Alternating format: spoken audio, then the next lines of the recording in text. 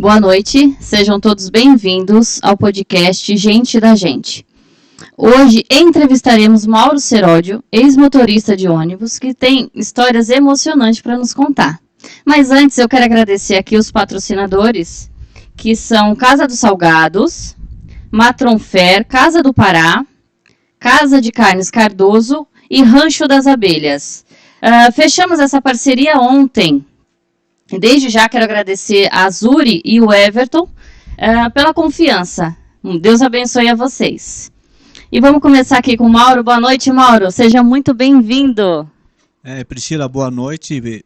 É um prazer, tá aqui com vocês e poder contar um pouco da minha história. Que bom. É um prazer para nós também conhecer ainda mais o Mauro Seródio, né? Obrigado, Priscila. Vamos começar. Onde você nasceu, Mauro? Eu sou de São Lourenço da Serra, aqui interior de São Paulo, né? Só que na verdade fiquei lá há muito pouco tempo, né? Meu pai ficou pouco tempo. E a gente, logo em seguida, ele veio aqui para São Paulo, né? E nós moramos ali em Santo Amaro. Eu tenho uma tia falecida e ela tinha uma casa. E meu pai, eu cresci ali, né? Estudei um ano em Santo Amaro. E pouco tempo depois ele comprou uma casa ali no Parque Arariba. Comprou uma casa não, comprou um terreno e foi fazendo a casa, né? Certo. E praticamente a minha infância, eu cresci no Parque Arariba. Estudei no Paulo Colombo. Fiz muitos amigos lá. A minha família, uma boa parte mora lá, né? Os meus irmãos. E ali foi o começo de tudo. Certo. Como foi a sua infância e adolescência, Mauro? Conta pra nós. Priscila, a minha infância foi assim, uma infância muito divertida, porque aquele tempo era muito bom, apesar de ser difícil, mas era muito bom. Mas era meio complicado, porque só meu pai trabalhava, né? E nós somos em 5 irmãos, né? Hoje é 4, que a minha irmã mais nova é falecida. Então, a gente estudava e as coisas eram muito difíceis, muito caras, e só meu pai trabalhava, né? E era uma luta, menina, para comprar as coisas, para manter a casa, manter as necessidades da gente, né? Mas assim, era gostoso porque era saudável, né? Era uma vida difícil, mas muito boa, sabe? Com aquela simplicidade que a gente tinha, era muito bom. E ali foi onde eu estudei até a 8ª série. Eu com 11 anos, eu adorava uma bola. E perto de casa tem até um campo, né? E quando eu não estava na escola, eu estava no campo, jogando bola. A minha vida era jogar bola, eu adorava jogar bola. E um dia meu pai falou assim para mim assim, rapaz, você tá com 11 anos, você tá na hora de começar a trabalhar, de fazer alguma coisa. E assim, tinha necessidade, mas o meu salário era muito pouquinho, lógico, né? Mas ele queria que eu ocupasse aquele tempo para não ficar muito tempo na rua, né? Sim. Era escola e trabalho. E eu com 11 anos entrei numa oficina mecânica e apesar de ser novo, eu aprendi muita coisa. Eu estava começando a aprender a soldar, fazer soldas. Nossa, com 11 anos. 11 que anos. legal, hein? E foi uma pena porque o que acontece, com pouco tempo essa oficina teve que mudar de bairro. E o dono da oficina me convidou, mas eu, por ser muito novo, meu pai não deixou. Meu pai falou, não, ele vai para longe, você é muito novinho ainda, eu prefiro que você faça outra coisa. E aí, nesse intervalo, eu tinha um colega que trabalhava numa avícola. Ele vendia frangos, cortava frango, tinha ovos, né? E eu entrei na avícola. E você sabe que, assim, eu falo que tudo que você aprende fica para sua vida, né? A gente carrega, né? A gente carrega. E ali eu aprendi a matar um frango, a cortar ele, porque tem os cortes certos para você fazer, né? Não é picar de qualquer maneira. E ali eu tive a oportunidade, numa avícola, de aprender muita coisa. Hoje em casa, quando você precisa cortar um frango, eu faço isso. Que legal, você vê, é um conhecimento que eu tive há muito tempo atrás. Sim. E tudo isso aí é uma experiência que a gente traz, né? Com certeza. Você também aprendeu a limpar? Limpar também, eu faço também. Que legal. Né? Então, foi gratificante para mim, né? E aí, meu pai era motorista também. Meu pai trabalhava, na época, era a empresa São Luís Viação Limitada. Certo. Meu pai trabalhava lá, eu tenho um tio, meu tio Roberto, que hoje é aposentado, né? Mas trabalhava lá também. Meu tio já era fiscal. e meu pai motorista. E eu com 16 anos, aí meu pai falou assim, ó, a empresa está pegando cobrador, você tem interesse? Aí era uma novidade, né, para mim, né? Falei assim, não, lógico que eu quero sim. Aí eu entrei na empresa em 1978, de cobrador. Certo. Aí, como eu tenho uma caligrafia boa, né? A minha caligrafia, o pessoal fala que é bonita, né? O meu relatório bem feitinho, sabe? Não tinha rasura, não tinha nada. Um dia um inspetor da empresa, ele viu meu relatório, ele falou para mim, seu Antônio, que hoje não está na empresa mais, né? Ele falou para mim assim, ô Mauro, você tem vontade de trabalhar de fiscal?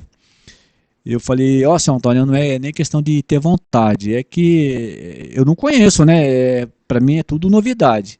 Aí ele falou, não, você vai entrar e você vai aprender. A gente aprende fazendo, né? Sim. E aí, Priscila, ele me tirou de cobrador, eu tinha 2 anos. Olha que bom. E aí eu comecei a trabalhar de fiscal. E ele falou assim, não, a gente coloca você num ponto que tem poucos carros, né? Para você ir se ambientando, você ter conhecimento, e depois você vai crescendo, né? E foi, sabe? Aí eu já cheguei a trabalhar em pontos que tinha 40 carros. Nossa, 40, era carro em 5 minutos. Então você vai trabalhando, você vai adquirindo prática, conhecimento, né? Experiência. Isso aí, para mim, foi muito bom, sabe? E eu tive muitas chances na empresa. Eu vou te contar, eu vou dar uma resumida na história, né? Na minha história na empresa. Pra você ter uma ideia, essa época aí de fiscal, eu tinha 18 anos. E eu trabalhava lá no Jardim Santo Eduardo. Eles tinham uma linha que fazia Jardim Santo Eduardo, Santo Amaro. Certo. Hoje teve uma mudança na empresa, que as linhas do bairro não vai mais até Santo Amaro. É tudo terminal, né? Sim. Que foi criado o Terminal Capelinha, foi criado o João Dias e vários outros aí. E eu era no ano de 80, 81 mais ou menos, foi quando eu conheci que é a minha esposa hoje, a Socorro. A gente começou a namorar e quando nós casamos, entre namoro e noivado, foram 3 anos e meio. Aí eu falei pra ela assim, a gente até brinca até hoje, né? Falei, Socorro, eu acho que tá na hora de tomar um partido já, porque é o seguinte, daqui a pouco seu pai vai estar cobrando, né? Vamos. Aí nós ficamos noivos e com mais 1 ano e meio assim pra frente, a gente casou. Eu casei em 1986. Só que essa época, você vê, no decorrer do tempo, eu namorando com ela, eu de fiscal passei para motorista. Que legal. Porque o que acontece? Eu com 18 anos tirei a habilitação. Então, por meu pai ser motorista, ele me incentivou a fazer isso. E eu, quando eu dirigi um caminhão pela primeira vez, eu tinha 18 anos, eu fiquei apaixonado. Eu pus na minha cabeça que eu ia ser um motorista de ônibus. Você entendeu? Que lindo. E aí, meu pai ele me cobrava muito, sabe? Quanto a isso. Que ele falava assim que você ser um motorista, principalmente profissional, não é só você dirigir. Você tem regras que você tem que cumprir. Tem que ter cuidado, né? Tem que ter cuidado, porque você vê que o Código de Trânsito fala que o carro maior, ele é responsável sempre pelo carro menor. Sim. Isso aí chega até o ciclista. Então você vê a responsabilidade que tem o motorista, né? Muito grande. E aí eu lembro, Priscila, que o meu tio, ele era instrutor também. Meu tio era um ótimo motorista, o Roberto.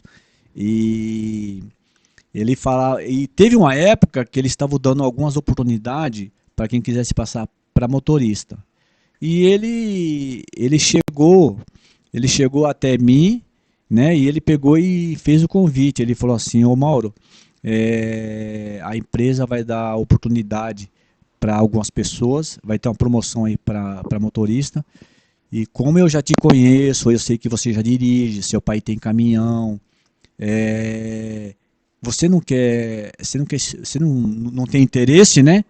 Aí eu falei, lógico que eu quero. Porque o que acontece, Priscila, daqueles que foram, tinha muitos lá que era habilitado, mas não tinha o conhecimento que eu tinha. Por meu pai ser motorista, eu tinha essa oportunidade, porque meu pai tinha o caminhão. Teve mais experiência, né? Teve mais tempo para ter essa vivência, né? Justamente. E aí, Priscila, então o que acontece? Eu tive oportunidade, né? Aí, meu tio, ele fez o convite, eu lembro, assim, eu não lembro de todos que participaram na época, mas eram mais ou menos umas 15 pessoas, né? E foi até uma coisa engraçada, porque eu lembro que meu tio saiu com o carro da garagem, com o ônibus, né, que eu falo. E ele parou assim, aí chamou, quem que é seu primeiro? E o pessoal assim, meio acanhado, né? Com medo, né? Aquela... E eu já por ter um conhecimento, graças a meu pai que me passou isso, eu falei pro meu tio, pode ser eu? Ele falou, pode. E aquilo pra mim, você não acredita, não foi dificuldade nenhuma. Porque eu já tinha conhecimento, quem dirige um caminhão dirige um ônibus. Isso. Você entendeu? Exatamente. E aí eu lembro que aquele tempo, qual que era a avaliação que feita pela empresa? Você pegava o ônibus ali na Giovanni, você ia até o estádio Morumbi. Aí lá você fazia a volta no estádio, parava e um outro trazia, né? E eu lembro que meu tio fez esse treinamento com a gente, acho que foi um mês, acho que não chegou a um mês. E ele chegou e falou para mim assim, ô Mauro, o jeito que você está dirigindo, você está pronto já. Você não precisa fazer treinamento, você já tem um bom conhecimento, né? E eu acho que com uns 2 meses pra frente, eu já era um motorista profissional. Eu com 22 anos já era motorista. Nossa, que lindo 22 isso. anos. Que legal. Então você vê, meu pai, com toda a dificuldade que a gente teve assim na adolescência, na infância, meu pai, ele passou muita coisa boa pra mim, sabe? Era muito trabalhador, assim, muito honesto, né? Tinha os defeitos dele, porque ele gostava de beber, né? Mas o meu pai era muito correto, muito correto. Ele passou muita coisa. Então é assim, as coisas boas que ele tinha, eu absorvia aquilo. Com certeza. Absorvia aquilo. E você foi um dos filhos que seguiu para a carreira de motorista como seu pai? Sim, Priscila. Motorista profissional de carro grande foi eu. Mas eu tenho um outro motorista, outro irmão, é mais novo que eu. Ele é motorista também, em particular, né? Mas dirige muito bem também, um cara que sensacional. E tem a minha irmã também, ela dirige também. Que legal. A minha irmã dirige também. Então meu pai deixa um legadinho pra gente aí, né? Com certeza, né? Com certeza. Não só de vida profissional, mas também com um legado de caráter, de homem íntegro, né? Ah, sim. Maravilhoso. Sim. Meu pai sempre foi correto com as coisas deles. E ele passou isso aí pra mim, foi uma coisa muito boa, sabe, Priscila? Porque eu acho que ele falava pra mim, né, que dinheiro nenhum compra o caráter de um homem. Concordo. E você, quando você tem caráter, você anda em qualquer lugar. Sim. De cabeça erguida, ele falava. Sim, o homem tem que andar de cabeça erguida. E isso aí foi muito bom, sabe, Priscila? Eu tenho experiência muito boa na minha vida, assim, essa trajetória minha. Foi muito bom porque assim, quando você é correto, você vai em qualquer lugar, você entra em qualquer ambiente, você faz amizades boas, né? Você respeita, você é respeitado, isso é muito bom. É maravilhoso e deixa portas abertas. Ah, sim. Né? Eu acho isso incrível quando você sai de um lugar e deixa sempre a porta aberta. Com certeza, né? Isso aí Aí, Priscila, eu tava te falando, né? Um pouco da história da empresa, que na verdade é uma longa história, sabe? Aí, para você ter ideia, quando foi em 85, eu fui promovido para motorista, né? E 86, eu já conhecia a minha esposa, né? A gente já estava noivo já para casar. Quando foi em 86, eu me casei. Esse ano vai fazer 37 anos que nós estamos juntos, né?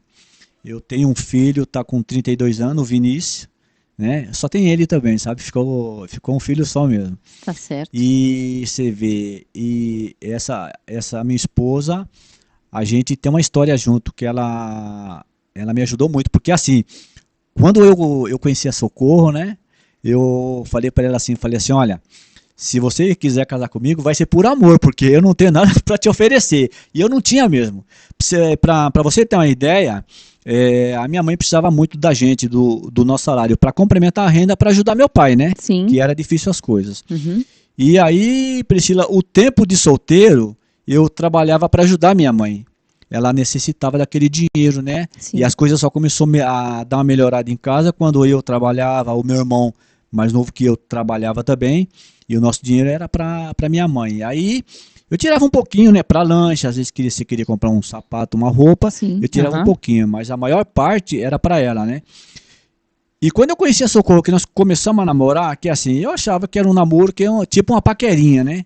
E aquilo foi firmando, sabe? Eu falei, caramba, vai ser uma coisa séria mesmo, vai ser casamento, né? E eu cheguei, aí eu falei para ela, falei, Socorro, olha, eu não tenho nada para oferecer, porque eu moro com a minha mãe depende de mim, e esse salário meu é revertido para ela, para ajudar em casa. E ela, só que ela foi também assim, eu achei assim o caráter dela é excepcional, né? Sim. Ela falou assim, não, a gente vai construir junto, eu Isso quero é construir lindo. com você, Isso. né? E foi, Priscila, justamente o que aconteceu. Nós pagamos aluguel uns 3 anos e meio, 4 anos, e graças a Deus eu tive a oportunidade de comprar um terreno, fazer minha casa, sabe? E ela trabalhando junto comigo. Aí quando nós tínhamos 5 anos, mais ou menos, de casado, meu filho nasceu, né? Aí eu falei para ela, bom, agora eu prefiro que você fique em casa para cuidar do menino, né? Que você já me ajudou muito. A gente, graças a Deus, já temos a nossa casa, né? E deixa que o resto agora eu me viro. E aí, eu na empresa, né? Aí quando foi mais ou menos no ano de 90, 91, 92, eles estavam criando os terminais, já tinha projeto, né, da prefeitura para fazer terminais. E aí, seu João Saraiva, chefe da empresa, ele me ajudou muito. Pensa numa pessoa maravilhosa, sabe? Que ajudava as pessoas. Era muito correto também, ele gostava das coisas certas. Isso. Se você tivesse errado e você chegasse lá e você explicasse que você errou, tudo bem, mas não fosse enganar porque ele tinha muito conhecimento. Foi um dos melhores chefes que eu conheci na empresa. Que legal. E aí, Priscila, um dia eu recebi um chamado que ele queria falar comigo. E também, porque assim, quando você vê o chefe que quer falar com você, é alguma coisa pra te cobrar, né? É. E eu me lembro, você vê, ó, essa época aí eu devia estar o quê? Com uns 27 anos, mais ou menos, né? Ele queria falar comigo e eu lembro que eu cheguei lá e entrei na sala dele, cumprimentei, né? Seu João, boa tarde. Ô Mauro, boa tarde. O senhor queria falar comigo? Senta aí. Aí eu sentei na mesa dele e tal. Ele falou para mim assim, eu preciso de um instrutor aqui para a empresa. Mas eu não tinha entendido a pergunta dele. Eu achava que ele queria que eu indicasse, se eu conhecia alguém para indicar como instrutor da empresa. Eu falei, seu João, eu não entendi a pergunta que o senhor fez para mim, né? Ele falou assim, não, eu preciso de 2 instrutores e um é você. Aí, que legal. Você vê o quanto foi gratificante para mim, eu saí de um cobrador, não desmerecendo, tá? Sim. Porque é digno como qualquer profissão. Com certeza. Né? São degraus, né, Mauro? Degraus, São degraus, E aí, Priscila, ele pegou e falou assim, eu percebi a confiança que ele tinha em mim como motorista, você entendeu? E eu procurava fazer as coisas certas, porque meu pai, ele já me cobrava muito a respeito disso, né? E seu João, eu creio que, eu tenho certeza que ele deve ter visto eu trabalhando em alguns trajetos ali da linha, e ele via a qualidade que eu tinha. Eu penso assim, né? Sim, com certeza. Se eu não tivesse, ele não tinha convidado. E aí, Priscila, teve um outro rapaz, o Marco Antônio Grangeiro, hoje é falecido, um grande amigo meu, grande motorista, sabe?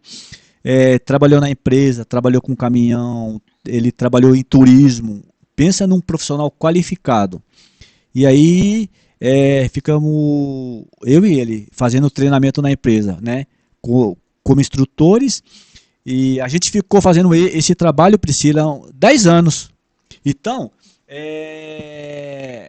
até 92, até 93, quando eu entrei na empresa, era Empresa São Luís Viação Limitada.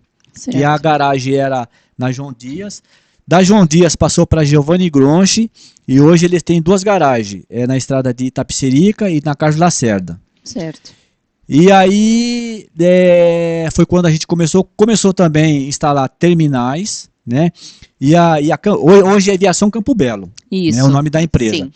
E eles têm um trabalho assim muito bonito, que o que eles fazem? A Campo Belo hoje não pega motorista de fora.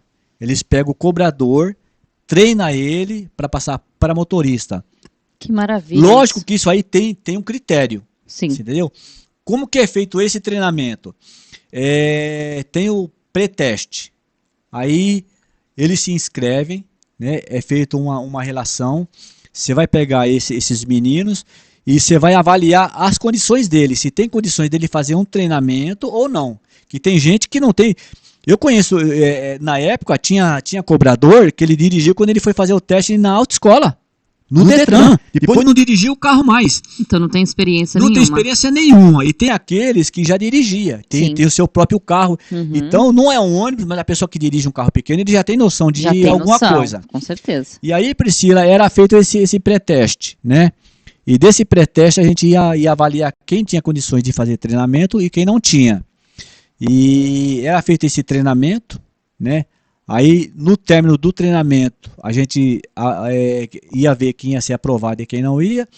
Desse treinamento, eles passavam para um motorista, que eles falam que é o treinamento com motorista na rua, que é você já transportando o passageiro. A empresa eles conhecem como praticar linha, né? Então, quando ia fazer treinamento conosco, era o treinamento no ônibus, só os instrutores e eles. A partir do momento que eles iam ser aprovados, que já estavam aprovados, aí eles iam fazer treinamento com o motorista, já conduzindo o passageiro. Aí cada motorista ia um relatório que a gente dava, e no fim do treinamento o motorista avaliava ele e mandava pra gente se estava ok ou não. E a partir daquele momento, se o motorista liberasse, ele já era como profissional. Nós fizemos isso aí 10 anos. Sabe, 10 anos eu fiz isso aí, foi um trabalho gratificante, eu aprendi muito, você sabe que quem ensina aprende também. Aprende, com certeza. Porque você está renovando o seu conhecimento. Isso, aquilo que você tem dúvida, você vai procurar o conhecimento, vai estudar e vai colocar em prática. Com certeza, com certeza. E eu, Priscila, aí, e você vê, não ficou só nisso, porque eu na área de treinamento, porque o treinamento ele abre um leque. Né? Sim. Você participa de muitas coisas dentro da empresa.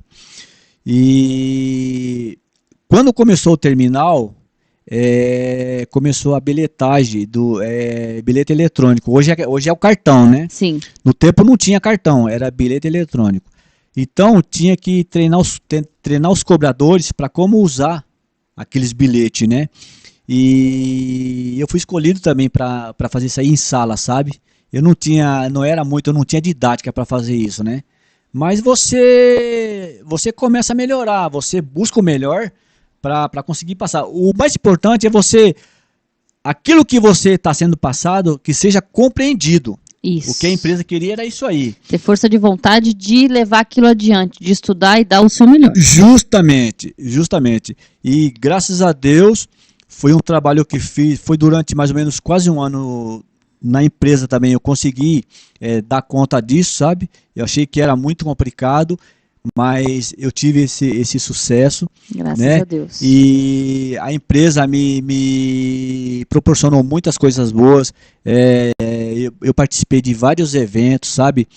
Na Scania, na Mercedes, na Volvo. Eu ia muito na CAI em Botucatu, que a CAI ela faz carroceria para ônibus, né? Uhum. Urbano. E eu fui várias vezes lá. Então, que maravilha. E nesse meio você acaba conhecendo muitas pessoas, sabe? Sim. E isso aí foi muito bom para mim, muito bom para mim. E voltando, Priscila, um pouquinho na área de treinamento, o que acontece? A gente fazia treinamento de cobrador para motorista, quando o cobrador estava tendo uma promoção na empresa. E começou a chegar os carros grandes na empresa. É isso que eu ia te perguntar. Se você chegou a dirigir o biarticulados. Sim, eu cheguei a trabalhar com ele mais de ano, com biarticulado. Como foi para você? A diferença, né, de um carro menor para um biarticulado? É assim, a gente chama esses carros normais de convencional, né? Que é o carro pequeno. Para você pegar um ônibus com 28 metros... no começo assusta um pouco. Assusta um pouco. Mas o que acontece? Você trabalhando com ele todo dia, você vai pegando. Você não acredita que chegou uma época que eu estava apaixonado por trabalhar com aquele carro grande. Que você aprende a fazer manobra, sabe? Você é obrigado a fazer, você tem que aprender. Tem que aprender, Você tem porque que aprender. no dia a dia você faz tudo a Então, tempo, né? mas você acredita que... Eu não sei se eu vou falar por todos os motoristas, tá? Mas uma grande maioria. Quando você vê o tamanho dele, impressiona, viu? Impressiona. Nossa, Né? você vê um motorista manobrando aquele carro, você fala, meu Deus, o cara tem que ser muito bom para fazer aquela manobra. Justamente. E eu, quando foi assim, que foi porque a empresa tem o convencional, que é o pequeno, né? O Isso, normal. sim. Tem o articulado e tem o biarticulado. É o biarticulado. Esses 3 tipos de carro. Inclusive, hoje, Priscila, a Campo Belo não tem mais o biarticulado. Ah, não? Não. Tem um na empresa ainda. Se eu não estiver enganado, parece que é o carro 075, o prefixo dele. E ele ficou para participar de alguns eventos que tem de ônibus, né? Ele está lá na empresa, mas esse carro não está em operação mais. Mas na minha época, aí o que aconteceu? Foi uma época que estava começando os terminais e começou a chegar os carros grandes, né? Articulado e biarticulado. E a gente fazia esse treinamento também com o motorista. Porque os motoristas estavam habituados a trabalhar com o carro convencional, que é o carro pequeno. Isso. Né? E quando começou a chegar os carros grandes, aí eles tinham, além de trocar habilitação, que tem que ser a categoria E, para trabalhar com reboque e semi-reboque, Nossa, aí tem que fazer o treinamento, né? Que não dá assim para você pegar uma pessoa que não tem o conhecimento e pôr num carro grande e soltar na rua, porque ele está transportando vida. Sim, com certeza. Então tem que ter muita responsabilidade, né? Muita. E aí, Priscila, nós fizemos esse trabalho aí, meu amigo, o Marco Antônio, por 10 anos. E foi você vê, essa época foi um trabalho muito gostoso, muito bom, sabe? E eu trabalhei na empresa 36 anos. Eu trabalhei de 78 até 2014. E teve uma época que teve uma mudança na empresa, na gestão da administração, chefia de tráfego, né? E aí o chefe de tráfego, na época, me chamou e ele falou para mim, eu estava com 10 anos fazendo treinamento, né? Ele falou que ia ter uma mudança na empresa e ele ia voltar eu para motorista. Eu falei para ele, não tem problema nenhum. Eu sou motorista, eu vou conseguir exercendo a minha profissão, né? Sim. E eu trabalhei ainda mais 10 anos. Isso aí foi em 2000, não, eu trabalhei 7 anos, foi em 2007, foi em 2004. Eu trabalhei até 2014, exercendo a profissão de motorista novamente. Certo. Aí eu já não participava mais da área de treinamento, né? Mas a empresa Campo Belo e a São Luís me deu muita oportunidade e eu cresci muito, eu aprendi muito com eles, foi muito bom, sabe? Ai, que maravilha. É tão gratificante quando a gente só tem lembranças boas, né, da empresa da onde a gente trabalha e também carrega junto com esse legado amigos, né, pessoas bacanas que te deram a mão, que estiveram com você naquele momento, né, que a gente passa muito tempo no trabalho e adquire amigos para a vida, né, e isso é muito legal. Eu quero te perguntar, se você tem alguma memória de alguma coisa que tenha acontecido que tenha te marcado na empresa. Alguma história com alguém ou com você mesmo. Priscila, é assim, história. Eu não tenho uma história específica para te contar, mas é assim, uma das coisas boas do treinamento, porque como que era feito esse treinamento? Era em grupos, né? Então era 5 de manhã e 5 na parte da tarde. Certo. Então o cobrador que trabalhava de manhã fazia o treinamento à tarde. E o cobrador que trabalhava à tarde fazia de manhã. Certo. E aí, Priscila, aquele grupinho, você conhecia a história de cada um.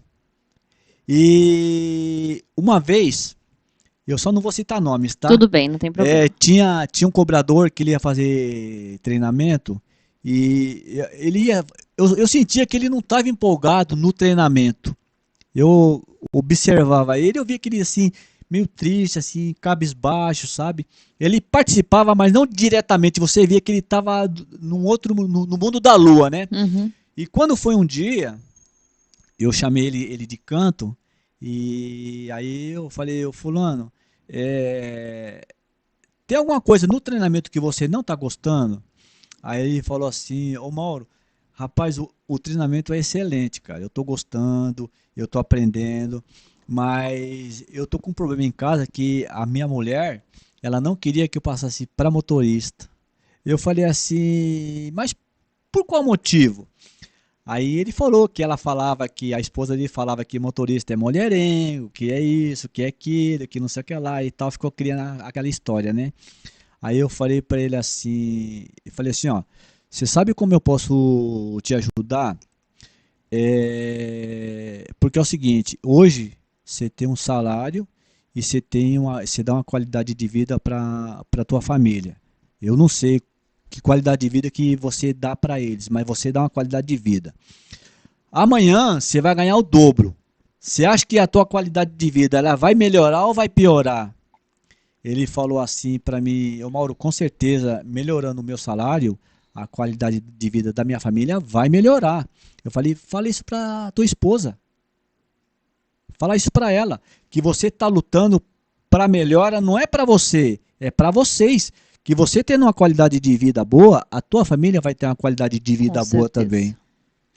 E aí, Priscila, só sei que ele continuou no treinamento e ele já motorista profissional, passou no teste direitinho, fez tudo o que tinha que fazer, né? Ele já trabalhando. Um dia ele veio conversar comigo, ele falou para mim dessa história e tinha conversado com ela e ela tinha concordado que ele tinha razão e hoje eu dou uma qualidade de vida bem melhor para minha esposa e eu agradeço aquelas palavras que você falou para mim. Que lindo. Você vê que interessante, porque assim, não foi só o treinamento, eu contei uma história de vida para ele, da minha vida para ele. O quanto é bom, né, você lutar por um objetivo e você ter sucesso. Exato, e aquilo, Priscila, foi muito bom para ele, sabe? E teve outros também que a gente conversava muito, porque, Priscila, o que acontece? O treinamento não era só o prático ali. A gente contava muitas coisas, muita experiência da gente como motorista, o que a gente passava na rua e passava para eles. Sim. Para abrir um pouco a mente. Nada melhor do que a sua experiência, né? Você também passou, você também viveu e passar para a pessoa, né? Com certeza. Porque você sabe que trabalhar num trânsito igual São Paulo, igual cidades grandes, né? Rio de Janeiro, Belo Horizonte, é muito complicado. Você com um carro grande é muito complicado. E a responsabilidade de um motorista, principalmente de carro grande, tá? Não tá só em torno do ônibus. Porque você vê, ó, você tem o ônibus que é o patrimônio da empresa. Sim. A empresa paga 1 milhão, 1,5 milhão num carro novo, num ônibus novo, para dar na tua mão. Olha a confiança que ele tem que ter em você. Sim. Né? E, além de tudo, você tem o motorista, você tem a responsabilidade do passageiro, do cliente que você está transportando. Você tem responsabilidade dos carros que estão em sua volta. Você tem responsabilidade do pedestre. Então, você vê, são vidas que você está na sua mão, que você tem que ter cuidado. Você vê, Priscila, eu fico triste quando você vê acidente que tiram vidas, que você vê que foi imprudência do motorista. Às vezes um excesso de álcool, às vezes droga, às vezes não é nem álcool e nem droga, às vezes é sono. Sono. Que o sono também é terrível. O sono é inimigo do motorista. Com certeza. Né? Então, e a gente passava para eles todas essa experiência, você entendeu? E aquilo, você não acredita que quando era tão gostoso, que aquilo virava assim, tipo uma família, e quando acabava o treino, toda a equipe que a gente tinha de treinamento, quando acabava o treinamento, eles faziam um churrasquinho. Que gostoso. Eles se reuniam, e você vê, eu tô fora da empresa vai fazer 9 anos, né? Eu saí em 2014 e já estava aposentado, né? E assim, é um serviço, eu gostava do que eu fazia, mas vai indo, você se cansa daquilo. Você imagina 36 anos você dentro de uma empresa, 36 anos, você entendeu? E eu queria curtir um pouco a minha família, né? A minha esposa, meu filho. A gente, Priscila, não tinha chance. Era muito difícil a gente viajar junto. Porque como funcionava? Quando eu estava de férias, meu filho estava na escola. E quando ele estava de férias, eu estava trabalhando. Isso acontece com muitas famílias, Né? é complicadíssimo. Então, e a minha esposa, Priscila, assim, graças a Deus que ela foi uma mulher que ela entendia a minha obrigação. Compreensiva, né? Porque eu precisava trabalhar, que eu tinha minha família e eu dependia do meu salário. Era a Sim, renda que eu tinha, era sim. meu salário, né? Então, quando era um fim de ano, era um almoço assim de família, ela ia e quando eu chegava lá, 2 horas da tarde, 3 horas, a minha sogra, falando um pouquinho da família dela, tá? A minha sogra, eu posso dizer que não foi nem minha sogra, foi uma mãe pra mim. Nossa, ela gostava muito de mim e eu dela também, sabe? E o que que ela fazia? Quando eu chegava lá, meu prato já estava pronto. Nossa, que lindo isso. Já estava pronto. Aí ela falava assim pra mim assim, ô Mauro, o seu pratinho tá pronto, tá? É só esquentar e você almoçar. E a minha esposa, Priscila, ela entendia esse trabalho meu, né? Porque você sabe que são serviços essenciais, né? Sim. Motorista de ônibus, metrô, policial, bombeiro, médico, enfermeiro, né? Tem outras pessoas esse grupo que está no meio, é tanta gente que a gente, né? Mas tem a importância de você estar lá. Não tem como você tirar a folga. Então, você vê, o ônibus é essencial, o metrô é essencial, você tem que estar lá. O médico é essencial. Se você passar mal, você já pensou uma pessoa dando infarto aí e fala assim, não, hoje não tem médico. Olha que triste que é. Professor, nós não podemos esquecer, né? Professor. Então, você vê, são serviços que a população tem necessidade e o ônibus é uma delas. E eu sempre fui assim, muito, muito compromissado com o meu trabalho, sabe? Eu era muito responsável. E sou, né?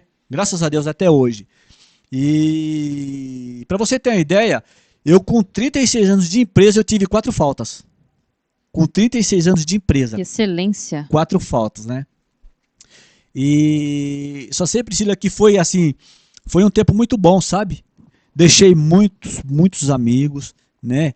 Tenho muitos amigos, graças a Deus. Fiz muitas amizades na empresa e fora dela. E foi uma coisa muito bom para mim, sabe? Muito bom. Graças a Deus.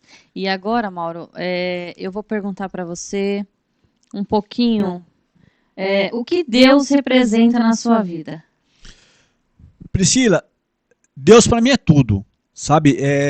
Eu tenho assim, eu tive uma melhora espiritual depois que eu conheci a igreja. Eu tinha um pavor da morte. Se você não imagina o medo que eu tinha da morte. Eu costumo contar isso aí para algumas pessoas. Uma vez eu sonhei, meu pai já estava doente, mas ele estava bem ainda, sabe? Não era aquela doença, né, terminal. Meu pai estava, sim. E eu sonhei que ele tinha falecido. E meu pai mora perto de mim, morava, né? Que ele faleceu em 2018. Certo.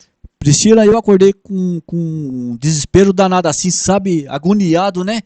E eu lembro que eu corri até meu pai assim, fui na casa dele.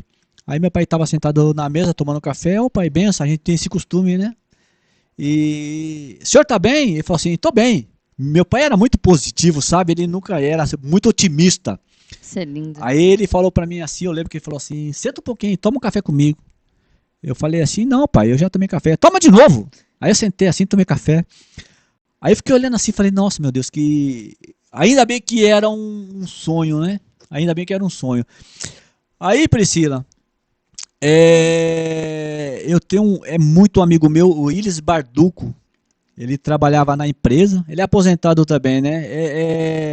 É quase irmão, é um cara muito gente boa, muito, muito bacana, eu tenho muita amizade com ele. Conheço a família dele, eles são adventistas, sabe? Ele é de berço, né? Os pais dele já eram adventistas, né? Eu fiquei depois. E através dele, a empresa tinha uma linha que era Jardim Engato Terminal João Dias. Eu trabalhava lá, né? E todo intervalo que a gente tinha, a gente ficava junto no ônibus conversando. E um dos assuntos nossos era falar de Deus, falar da igreja. E ele começou a falar para mim da igreja adventista, de como funcionava. A igreja adventista guarda o sábado Eu achava que essa guarda do sábado era uma norma da igreja, e não é, isso é bíblico. Se você olhar, o sábado é bíblico. E eu tive a oportunidade de conhecer a igreja, e aí eu comecei a frequentar a igreja, e fui gostando, e fui vendo que aquilo era bom para mim. Me batizei, eu e minha esposa. Muito importante. E isso aí, Priscila, eu percebi que o lado espiritual, ele caminha junto com a sua vida aqui nessa terra. Você tem que ter o lado espiritual preparado, porque a gente vê que hoje o bom, ele está na contramão do ruim. Sim. Hoje, até eu lembro que uma vez o pastor Estino, um pastor muito bom, que foi inclusive o que me batizou. Ele é um pregador assim, ungido por Deus, ele é muito bom.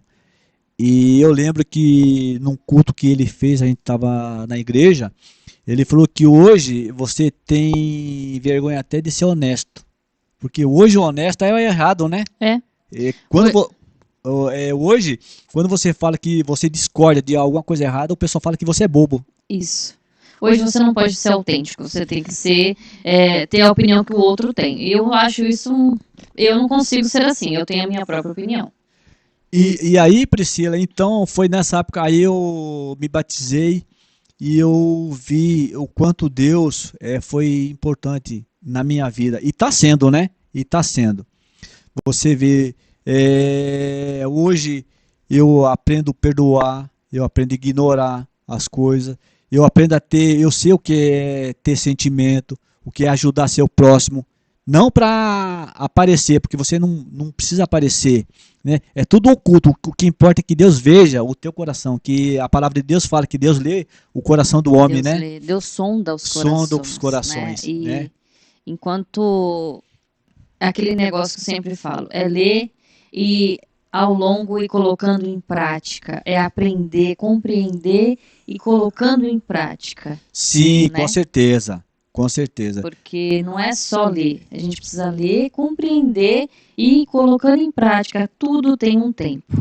Com certeza, Priscila. Né? Verdade. Tudo tem um tempo. É porque assim, Priscila, você sabe que tem muito cristão que ele se converte e ele já se sente santo. E não é assim, né? Deus,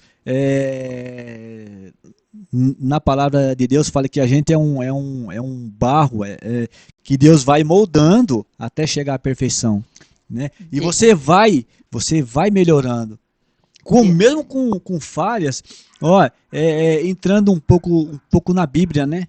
Você vê que esses discípulos que andaram com Jesus, eles com Jesus tiveram muita falha. Sim. Né? Sim. Pedro negou Jesus 3 vezes e andava com ele. Andava com ele. Né? Porque é carne, né? E eles estavam ali aprendendo, né? Eles estavam aprendendo. E Jesus foi muito generoso e é generoso. Jesus é misericórdia. Sem a misericórdia de Deus, nós imagina. Não seríamos nem capazes de orar para pedir perdão, né? Com certeza. Se não fosse a misericórdia de Deus, de Jesus Cristo. Então, é aquele negócio. A gente tem que entender a nossa insignificância como ser. Com certeza, Priscila. Né? E ter Deus e nosso Senhor Jesus Cristo como princípio de tudo. Com certeza. Né? E aí, Priscila, igual eu estava te falando, né?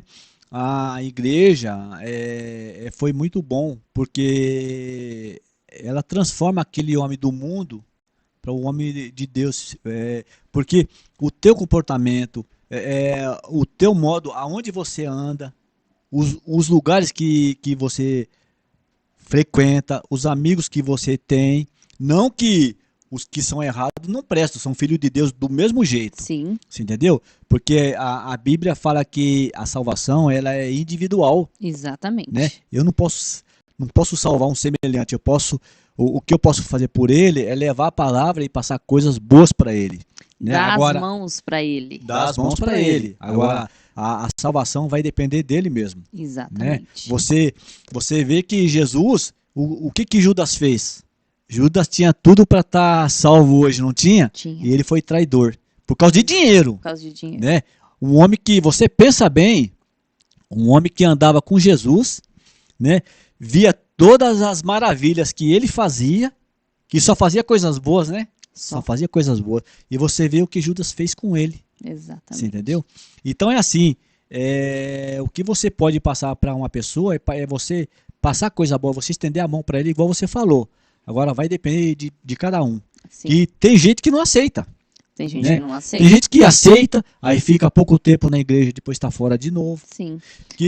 Priscila, desculpa interromper você, mas essa semana passada teve uma semana de oração na igreja, sabe? E com o pastor Gilson Brito, um pastor muito bom também. E ele estava contando um pouco da porta estreita e da porta larga. E justamente o mundo que a gente vive hoje é a porta larga, Isso. né? Que é tudo, você vê que tudo que é ruim é fácil para você, Com certeza. você entendeu? Pra E não você, supre a necessidade daquele que quer a larga. Você pode perceber. com certeza, não supre, né? E então a porta estreita é mais difícil. A porta estreita é uma simbologia que ele fala, né? Sim. Mas o que é a porta estreita? É você andar corretamente, é você seguir o princípio, é você amar a Deus sobre todas as coisas, é você amar o teu próximo, Como é você saber perdoar. Que eu vou falar para você, Priscila, acho que o perdão é uma coisa muito difícil, porque tem gente que magoa você. E a gente, com o nosso sentimento, com a nossa carne pecaminosa que a gente tem, magoa muito, viu? eu acho que é um dos mandamentos, né? Mais difícil. Com O certeza. perdão. O perdão. Então, a gente quer que sempre Deus nos perdoe, né? Mas é difícil de perdoar alguém. Tem gente que tem mais facilidade. Sim, sim. Já tem outros que têm uma dificuldade muito grande com o perdão. Verdade. E aí é isso que a gente tem que lutar dia após dia para melhorar, né? Com certeza. Fácil nunca é. Priscila, eu vejo assim, a vida cristã, ela é uma luta contínua até o fim, né? Até você cumprir a tua meta aqui na terra e Deus falar, meu filho, ó, você já fez a tua parte e você aguarda que um dia eu volto para te buscar, né? Mas eu acho que enquanto a gente estiver aqui, você tem que procurar fazer o bem para as pessoas. É tão bom, eu me sinto bem fazendo o bem, você acredita? É maravilhoso. Né? Eu ajudo as minhas famílias, os meus irmãos sabem, as minhas cunhadas sabem o que eu posso fazer por eles. Eu faço de coração, eu não faço as coisas com má vontade, eu não faço reclamando, você entendeu? Você tem que fazer por amor, Sim. né? Senão não faça. Senão não faça, eu penso desse jeito. Não é isso? Justamente. E olha, Priscila, eu já tenho 61 anos, né? Eu vou falar para você uma coisa, eu só tenho que agradecer a Deus por tudo que Ele fez na minha vida até aqui. Muito bom. Por mim, pela minha família, pelos meus irmãos, pelos meus amigos. A minha vida é só vitória. Eu não tenho que reclamar de nada, de nada. Glória a Deus por isso. De nada. E eu sou feliz, graças a Deus. Isso é o mais importante, né? E a gente vai encerrar você falando sobre família. O que família representa na sua vida? Qual a importância da sua família para você? Priscila, família é a base de tudo. A família é a base de tudo. Hoje você vê, a minha família ficou, meu pai é falecido, a minha mãe é falecida, a minha irmã mais nova que eu é falecida, nós ficamos em 4. Ficou eu, né, que sou mais velho, sou o Mauro, ficou o meu irmão mais novo que eu, o Luiz Seródio, o caçula é Ailton Seródio e a minha irmã, ficou só ela, né? Neila Aparecida Seródio. E todo momento, toda oportunidade que a gente tem de estar juntos, nós estamos juntos. Você entendeu? A gente tem assim, um respeito, um carinho muito grande. E Priscila, é interessante que a família da minha esposa, eles são assim também, sabe? Eles são muito unidos, uma ajudando a outra e tal. E meus irmãos, Priscila, os meus irmãos, a gente tem assim uma coisa interessante. Isso aí é desde quando meu pai era vivo, a minha mãe era viva. A minha irmã, ela organizava um sítio, né? Ela alugava pra gente passar junto. A gente ficava 3, 4 dias junto, né? Repartia os alimentos, né? Isso é Ela fazia a precioso, listinha, né? ela fazia a listinha, né? Ó, vamos comprar isso de carne, vamos comprar isso aqui de bebida, de refrigerante, de cerveja, que toma cerveja e tal. E a gente fazia aquela vaquinha, comprava e rachava a despesa, e a gente ficava junto. Meu pai e minha mãe sempre juntos, sempre. Meu pai e minha mãe, Priscila, não foram abandonados nem um dia. Nem um Graças a dia. Deus por isso. Enquanto eles precisam. Inclusive, eu comentava muito com a minha irmã, né? Porque ela morava com eles. E eu falava para ela assim: falava assim, ó, enquanto o pai e a mãe precisar da gente, nós estaremos do lado deles. Um dia Deus vai levar, mas enquanto ele estiver aqui, não importa a hora, não importa o dia, não importa se está frio, se está calor. Priscila, porque eu penso assim, ó, você tem que fazer alguma vida pela pessoa enquanto ele está vivo. Isso. Você concorda? Depois que a Pleno. pessoa morre, ele não precisa mais de você, né? E às vezes, ó, você desculpa do que eu vou falar, mas é assim, eu vejo em alguns velórios que eu fui, que o choro é mais de remorso do que de sentimento, assim, sabe? De perda, né? De perda. Você pensa bem, você teve condições de fazer alguma coisa pelo seu pai e pela sua mãe em vida. Você sabia que eles precisavam de você e você virou as costas. Aí depois que eles morreram, filho, aí não adianta chorar mais. Acabou. Eu costumo dizer que o travesseiro é o melhor conselheiro. Sim, sim. Se você deitar a sua cabeça no travesseiro e você deitar em paz, significa que você está fazendo um bom trabalho. Sim. Agora, se você deitar e é como se tivesse espinhos, aí você sabe que você deixou de fazer algo. Você algo. sente incomodado, né? Você sente incomodado. Sim. E aí, Priscila, para você ter uma ideia, o dia que meu pai faleceu, eu estava no hospital com ele, passei a noite lá, né? E eu numa sala assim, esperando meu pai na UTI. Eu não sabia que ia ser aquele dia, mas eu sabia que estava bem próximo, né? Certo. Parece que a gente sente, né, Mauro? A gente sente. E eu orava a Deus e falava assim: Senhor, tu sabe de todas as coisas. Se for para o meu pai viver, o Senhor vai restaurar a saúde dele. E se for para ele descansar também, o Senhor encerra a vida dele. Eu só sou grato a Deus por isso, sabe? E aí, Priscila, quando foi umas 5 horas, mais ou menos, umas 5h20, eu estava sentado assim, um médico veio na minha direção. Mas olha, pensa numa pessoa tranquila, é por isso que eu falo para você que o lado espiritual, você tem que estar preparado para isso. Você não imagina a tranquilidade que eu estava. Que eu estava te contando do sonho que eu tive com meu pai, né? Foi um desespero danado.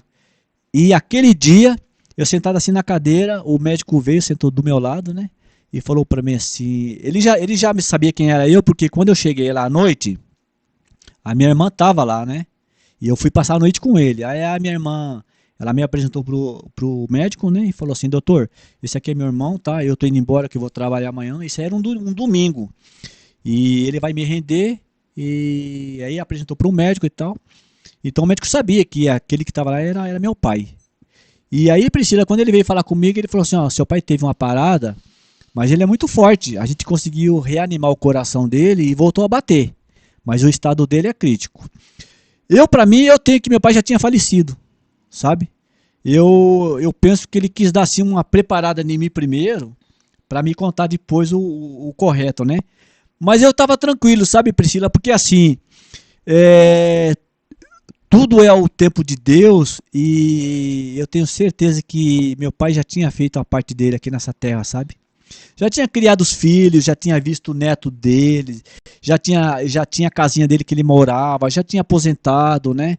Então eu penso que meu pai já tinha feito a parte dele, já tinha cumprido a missão dele aqui nessa terra, né? E aí quando o médico veio pela segunda vez, aí ele veio falar para mim que meu pai tinha falecido. Mas eu estava tranquilo, sabe? Eu não chorei, eu estava bem mesmo, sabe? Bem mesmo. E para você ter ideia, na hora de reconhecer o corpo lá, meu pai estava assim, eles põem num tipo de um caixão, né? Provisório, né? E meu pai estava lúcido, sabe? Assim, o rosto bem corado, né? Um semblante bonito. E aí eu desejei que Deus tomasse conta dele a partir daquele momento, né? Mas foi muito bom, sabe, família, Priscila? Então, assim, e o mais bacana é que quem ficou aí, igual meus irmãos, os meus cunhados, os meus sobrinhos, a gente tem o mesmo tratamento um com o outro, sabe? Quando tem alguma coisa de família, a gente tá em família. E isso é precioso, né? A união é preciosa, né? Ah, com certeza. E graças a Deus, sabe, Priscila, eu tive assim muitas coisas. Foi igual eu te falei, né, no comecinho, que as coisas foi muito difícil. Mas hoje eu sou muito grato a Deus por tudo que Ele fez na minha vida, sabe? De eu ter trabalhado na empresa esse tempo todo, que o que eu te falei foi 36 anos, das oportunidades que eu tive, da família que eu construí. Hoje meu filho está com 32 anos, trabalha, é um menino muito bom, sabe? Não tem vício nenhum, é um menino muito assim correto também com as coisas deles, né? Com a coisa dele, né? E graças a Deus, eu não posso reclamar da vida não, sabe? Graças a Deus eu tô bem, graças a Deus. Fala para nós um pouco do trabalho da sua esposa, da Socorro Seródio. O que hoje a Socorro trabalha nas feiras, né? Ela vende, o que ela vende, o que ela coloca ali para venda, e se possível, você deixa um número de telefone para que aquele que se interesse faça os pedidos para a Socorro, porque a Socorro tem um trabalho excepcional, ela trabalha com crochê e com outras coisas que o Mauro vai dizer, e posso adiantar a vocês que é um trabalho impecável. O que ela vende é qualidade. Fala um pouquinho pra gente. Priscila, interessante que eu conheci minha esposa quando nós começamos a namorar e a gente casou. Eu não sabia que ela tinha essa destreza com crochê, né? Ela dom, tinha, né? Esse dom, essa habilidade. E aí, como que começou? Ela fazia, assim que ela deixou de trabalhar, que ela trabalhava em loja, né? Ela foi até gerente de loja. Que ela deixou de trabalhar em loja por causa da gravidez do filho, ela ficava mais em casa. E ela começou a fazer crochê, tapete, sabe?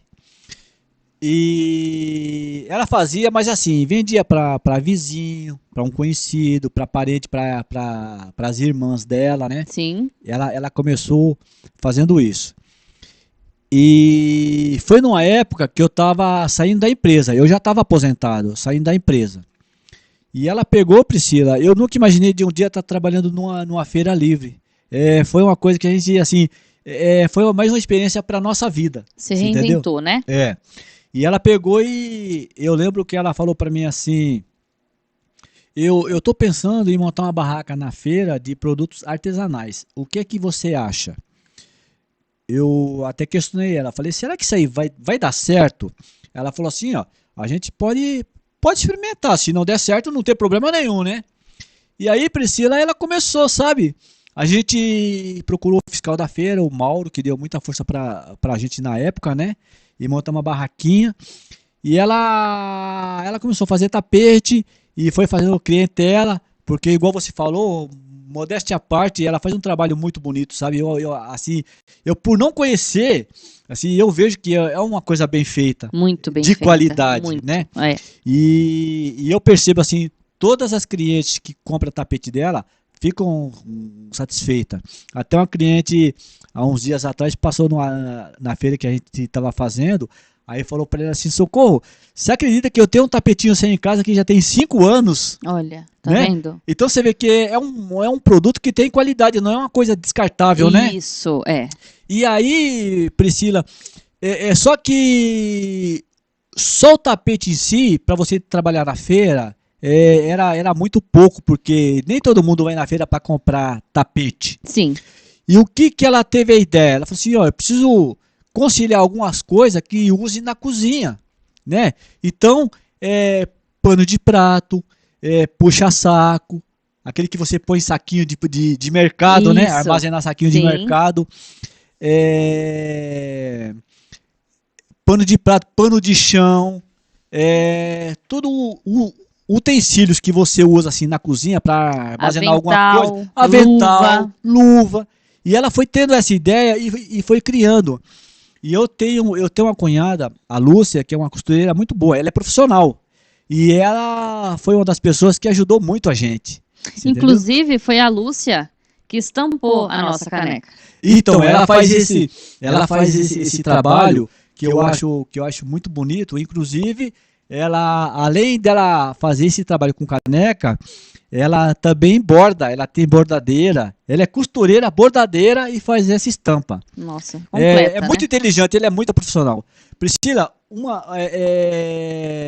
eu queria exaltar aqui um pouco das minhas cunhadas, né? Que eles são em 8 irmãos, são 2 homens e são 6 mulheres. Todas são trabalhadeiras, todas. Se é um legado assim de positividade, de coisa boa que a minha sogra deixou para as filhas, foi de trabalhar. Elas são muito dedicadas assim, trabalhadeiras, donas de casa, entendeu? E a Lúcia, ela tem essa qualidade, igual você está mostrando aqui, e a Socorro, minha esposa, é de fazer o tricô. E aí elas também, uma coisa que é legal, chega uma cliente na barraca da Socorro que pede uma coisa que a Socorro não faz, aí ela passa para a irmã. Com certeza. Né? Elas e vice-versa. Isso. Inclusive, eu acho muito bacana isso aí, porque tem coisas que a Lúcia até faz o tapete, mas ela não gosta muito. Mas a Socorro ama. Então o que acontece? A Socorro passa serviço para a Lúcia e a Lúcia passa para Socorro, né? As 2 irmãs. E eu acho bacana que é uma ajudando a outra. Isso é muito importante, né? Maravilhoso. E a gente vai deixar na descrição do vídeo os telefones de contato para aqueles que queiram fazer os seus pedidos. E eu vou deixar também algumas fotos de alguns trabalhos da Socorro e da Lúcia para vocês terem uma ideia do que a gente está falando. É qualidade pura. Tá bom? E, Mauro, foi um prazer imenso contar a sua história. Eu amei, me emocionei, aprendi, que é isso que a gente troca aqui quando a gente conversa, né? E eu quero agradecer imensamente a você, a Socorro, a Lúcia, a todos aqueles que estão nos assistindo. Peço a vocês que gostaram, curta, compartilha, passe para aquele que você conhece e fala, olha que história bacana, né? A gente está sempre aprendendo com as histórias aqui. E foi um prazer maravilhoso. Priscila, você não sabe o quanto foi gratificante e emocionante para mim de estar contando um pouco da minha história, da minha vida pessoal, profissional, familiar, né? Então eu acho esse trabalho que você faz é muito bacana porque assim, ele além de ser interativo, você fica conhecendo a vida de cada um, né? Porque você sabe que cada área tem uma história. Tem. Cada profissional de cada área, ele tem uma história. Ele tem experiência, ele tem vivência de muitos anos. É verdade. Né? E para mim foi muito gratificante. Eu fico muito agradecido por isso. Deus abençoe vocês. Amém. Deus abençoe a você, a tua família, a tua casa. Obrigado. E abençoe a todos vocês que estão nos assistindo. Até a próxima história. Tchau, gente. Obrigado, gente. Fica com Deus.